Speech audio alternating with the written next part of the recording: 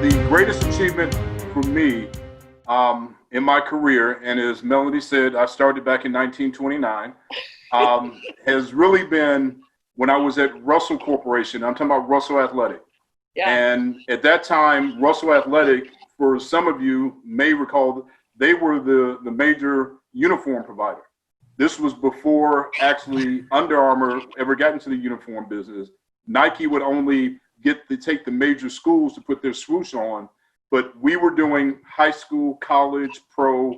And one of the things that I had realized in the similar job was that historically Black colleges had, quite honestly, the worst of the worst uniforms, because year after year, they didn't have the budgets to actually buy new uniforms.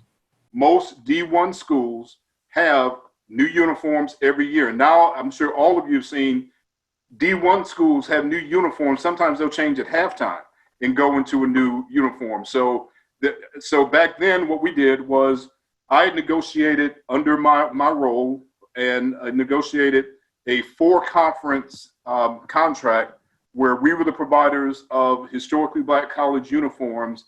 And that was 49 schools representing 70% of the Black college enrollment. And that was all sports, men and women.